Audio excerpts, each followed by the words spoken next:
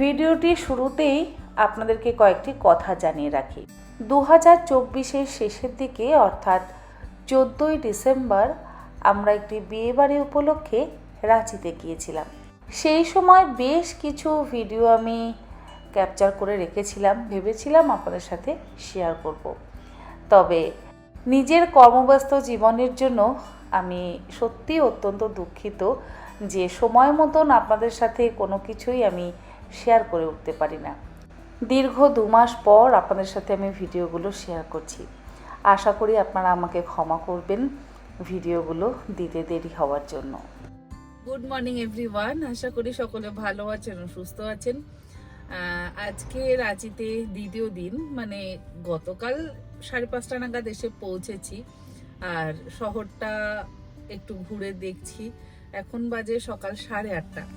উঠে গেছিলাম অনেকক্ষণই, মানে আমার যেরকম প্রত্যেক দিন সকাল সকাল ঘুম ভাঙে সেরকম উঠে গেছিলাম। ভাবলাম একটু বাইরে যাই। আর আমাদের কলকাতাতে তো একদমই ঠান্ডা নেই, রাঁচিতে বেশ ভালোই ঠান্ডা, ভালো লাগছে। অনেক দিন পর ঠান্ডাটাকে একটু উপভোগ করতে পারছি। তো বেরিয়েছি। আর জানি না গতকালের ব্লগটা আপনাদের কেমন লাগলো, চেষ্টা করছি অল্প অল্প আপনাদের সঙ্গে শেয়ার করবার।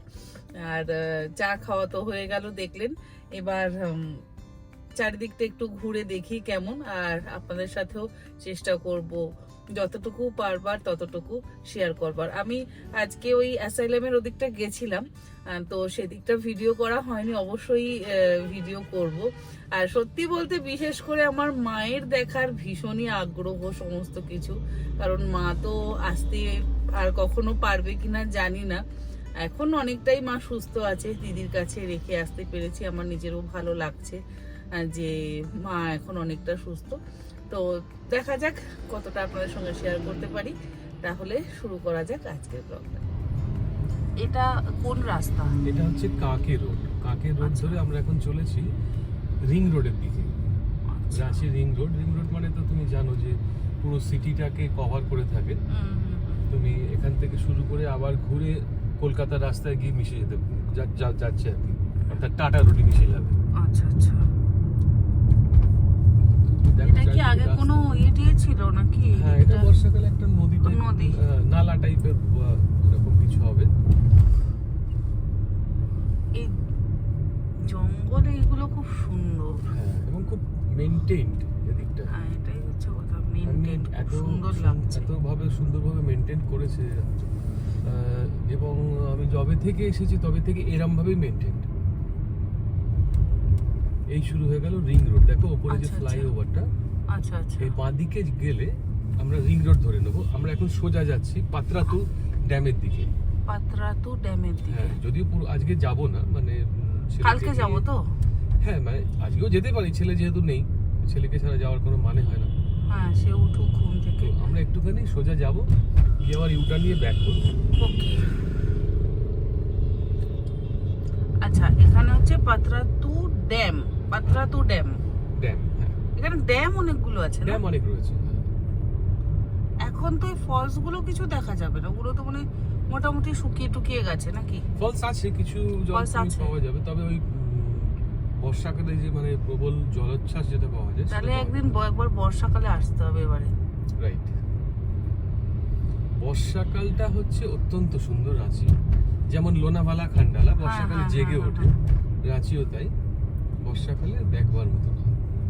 এবারে বর্ষা ভালো হয়েছে, খুব সুন্দর বর্ষা হয়েছে। আশা করি এবার ঠান্ডাও ভালো হবে। দেখো ধান সব কেটে নিয়েছে। ও আচ্ছা আচ্ছা। ও, এগুলো ধান ক্ষেত? হ্যাঁ। ওকে। দেখো শুকিয়ে দেখো ডাম্প করা আছে। আচ্ছা আচ্ছা আচ্ছা। তো বিচুলি কই? ওই যে কিছু কিছু পড়ে রয়েছে ডাম্প করা, আর সব বিচুলি তো তুলে নিয়ে চলে যায় না। ও, এই পুরো লম্বা এরকম ধান ক্ষেত এগুলো? হ্যাঁ, পুরো ধান ক্ষেত দুদিকে, রাইট আচ্ছা লেফট। আচ্ছা। 2017 আর 24 এই 7 বছরে অনেক চেঞ্জ। এত কিচ্ছু ছিল না, পুরো ফাঁকা ছিল। হ্যাঁ, তুমি তো 2017 থেকে থাকছো। এত হুড়হুড় করে বিল্ডিং হচ্ছে এখানে, সবাই চাইছে নিজের সামনের জমিটা করে কিছু একটু মানে দোকান টোকান বানিয়ে। 7 বছরে এই প্রথমবার আমি আর ছেলে রাঁচি এলাম। মানে সকলে শুনলে ভাববে যে কি বলবো, যাই হোক আসার সময় হয়নি, নিজেরা নিজেদের কাজে এতটাই ব্যস্ত থাকি,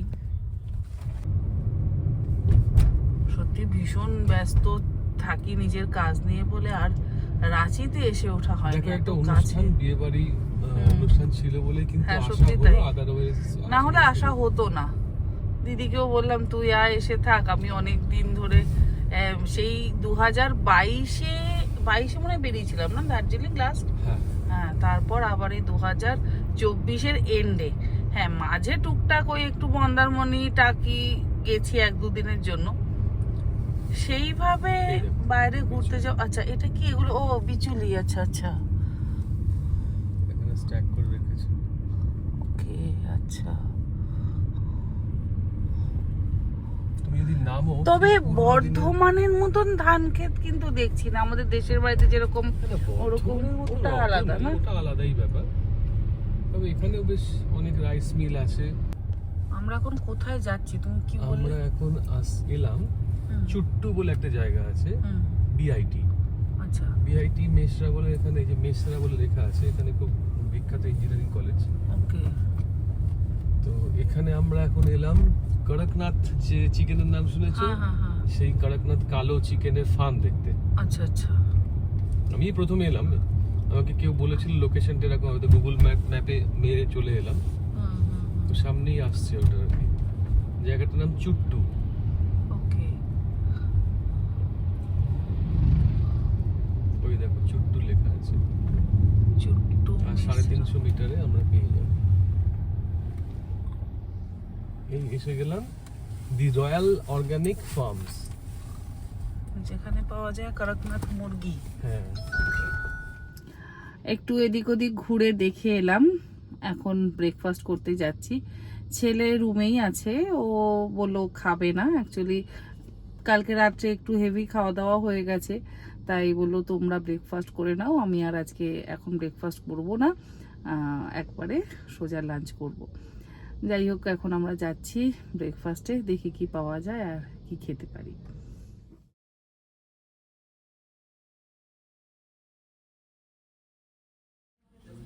মোটামুটি এখানে যা ব্রেকফাস্টের জন্য রয়েছে, ওই ছোলা ভাটোরা, পুরি সবজি, পুরি ভাজি, এগুলো তো একটা পাও ভাজি আর দই বড়া অর্ডার করলাম। আর ধোসা কালকে যেহেতু খেয়েছি আর এখন খাচ্ছি না, কারণ ধোসা এখন যদি খাই তাহলে আর লাঞ্চ করতে পারবো না, তো সেই জন্য ওই পাও ভাজি আর ইয়ে নিচ্ছি, ওই দই বড়া। এক প্লেট দই বড়া, মোটামুটি একটা দই বড়া খেলেই কিন্তু আর দুপুরের খাওয়ার দিকে এগোনো যাবে না।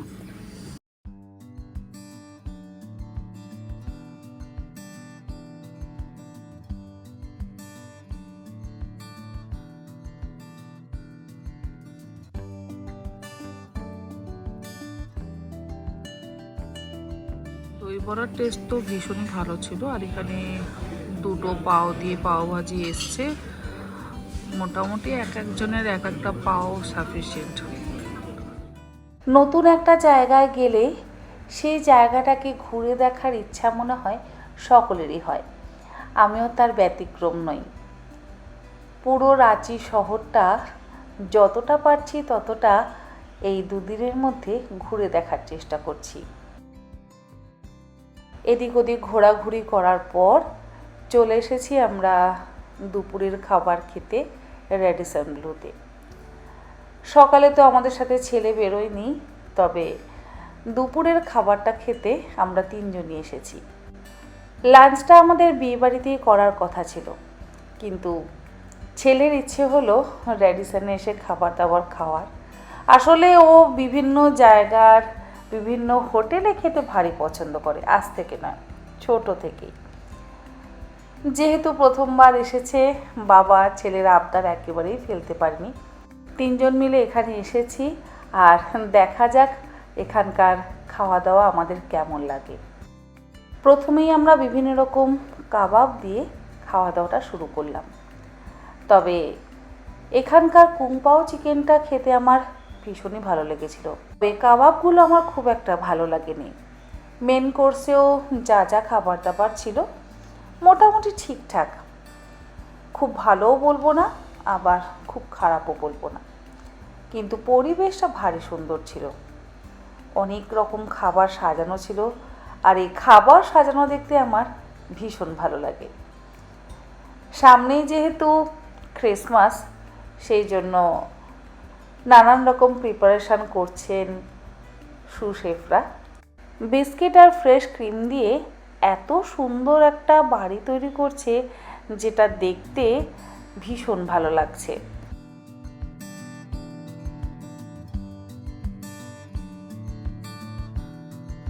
সিরিয়াসলি এত বিভৎস জ্যাম মানে দেখিনি এরকম ভাবে, যে একটা ছোট শহরে এত বিভৎস জ্যাম।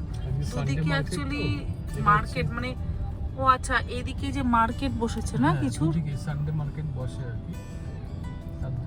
শুক্রবার একটু ভিড় থাকে, আবার সানডেতে একটু ভিড়, একটু মানে ভালোই ভিড়। মারাত্মক জ্যাম, মারাত্মক ভিড়। আর রাস্তাগুলো তো সরু, মানে রাস্তা তো সরু ঠিক আছে, কিন্তু দোকানপাটগুলো সমস্ত রাস্তায় উঠে এসেছে। হ্যাঁ, এবং এটায় কোনো রেস্ট্রিকশন নেই। আর যেভাবে সবাই গাড়ি চালাচ্ছে মনে হচ্ছে এক্ষুনি গাড়ির মধ্যেই ঢুকে পড়বে। কোনো ট্রাফিক রুলস নেই, কিছু নেই, যে যেখান দিয়ে পারছে সেখান দিয়ে গাড়ি ঢুকিয়ে দিচ্ছে। লখনৌ, হ্যাঁ আমিনাবাদ টাইপ আর কি, আলমবাগ, আমিনাবাদ এইরকম পুরো। হ্যাঁ মোটামুটি কোনো জায়গায় এরকম মনে হচ্ছে, এই জায়গাটা অনেকটা আমিনাবাগের মতনই মনে হচ্ছে। দুপুরের খাওয়া দাওয়া সেরে তারপরে কিছুক্ষণের জন্য আমরা হোটেলে গিয়ে একটু বিশ্রাম নিয়েছি। বিশ্রাম নেওয়ার পর সাজুগুজু করে চলে এসেছি বিয়েবাড়িতে। বাংলার বাইরে অনেক বছর পর কোনো বিয়েবাড়ি আমি অ্যাটেন্ড করলাম, আর এই যে নানান রকম খাবার দাবার সাজানো থাকে, সত্যি এটা আমার দেখতেই ভারী ভালো লাগে। আমি জানি না আপনারা আমার সাথে কতটা একমত হবেন। আমি দেখেছি প্রচুর খাবার দাবার কিন্তু সাজানো থাকে, তবে সব খাবার দাবার আমরা খেতে একেবারেই পারি না। বাংলার বাইরে থাকার দরুন বিভিন্ন রকম স্টেটের বিভিন্ন রকম কালচার আমি দেখেছি। লখনৌতে একরকম বিয়েবাড়ি হতো, দিল্লিতে বিয়েবাড়িগুলো একরকম ছিল। বিশেষ করে সর্দারজিদের যে বিয়েবাড়িগুলো হতো সেগুলো হতো আবার সকালবেলা, নানান রকম খাবার দাবারের আয়োজন থাকতো। মুম্বাইতে যখন থাকতাম তখন আবার সেখানকার খাবার দাবার ছিল আলাদা। এখানে এসেছি, এটা যেহেতু ঝাড়খণ্ড, সেই জন্য লিট্টি তো আছেই। আর লিট্টির স্বাদ এত সুন্দর, কি বলবো, এত নরম, মানে ঘি দিয়ে এত সুন্দরভাবে ময়ান দিয়ে লিট্টিগুলো বানানো হয়েছে যে মুখে দিতেই কিন্তু মিলিয়ে যাচ্ছে। আমি এর আগে ছোটোবেলাতে লিট্টি খেয়েছি, খুব একটা ভালো লাগেনি, তবে এই বিয়েবাড়িতে এসে লিট্টি খেয়ে আমি লিট্টির যেন প্রেমে পড়ে গেলাম। ভেবেছিলাম রেসিপি আপনার সঙ্গে শেয়ার করব, তার জন্য আমি উনুনও কিনে এনেছিলাম, কিন্তু জানি না, আপনাদের হয়তো দুর্ভাগ্য যে আমি এখনও পর্যন্ত আপনাদের সাথে রেসিপিগুলো শেয়ার করতে পারছি না। তবে আমি যে লিট্টি চোখা খেয়ে এসেছি, সত্যি বলতে ওই লিট্টির স্বাদ যেন মুখে লেগে আছে। আর এই যে দেখুন কি সুন্দর ছোট ছোট দোসা বানানো হচ্ছে। তবে দোসা আর আমি খাইনি, লিট্টি খেয়েই পেট ভরিয়ে ফেলেছি। সমস্ত খাবার অবশ্য আমি খেতে পারিনি, কারণ আয়োজন অনেক বড় ছিল আর খাবার দাবারও প্রচুর ছিল। তবে যেটুকু খেয়েছি সেটুকু ভীষণ ভালো লেগেছে। সব থেকে ভালো লেগেছে এই ঠান্ডার মধ্যে কোনো খাবার কিন্তু ঠান্ডা ছিল না, সমস্ত খাবার গরম গরম সার্ভ করা হচ্ছে। এত খাবার দাবারের মধ্যে আমার এই দুটো স্টল ভারী ভালো লেগেছে। একটা হচ্ছে লিট্টি চোখা স্টল, আর একটা হচ্ছে এই সুন্দর ছোট্ট ছোট্ট ফুলকো ফুলকো হাত রুটি বানানো স্টলটা। আরও অন্যান্য রকম রুটি অবশ্যই বানানো হচ্ছিল, কিন্তু কেন জানি না দেখুন ভারী সুন্দর রুটিগুলো ফুলছে, যেটা মাংস দিয়ে খেতে আমার ভীষণই ভালো লেগেছিল। যাকে বিয়েবাড়ির খাওয়া দাওয়া সেরে এবার আবার হোটেলের দিকে রওনা দিচ্ছি। আশা করি আজকের ব্লগটা আপনাদের ভালো লাগলো, আর ব্লগটা ভালো লাগলে অবশ্যই কমেন্ট বক্সে কমেন্ট করে জানাতে কিন্তু একেবারে ভুলবেন না। আজ তাহলে আসি, আবার হাজির হয়ে যাব অন্যদিন একটি নতুন কোনো ব্লগ নিয়ে, তবে কবে হাজির হব সেটা কিন্তু জানি না। Good night.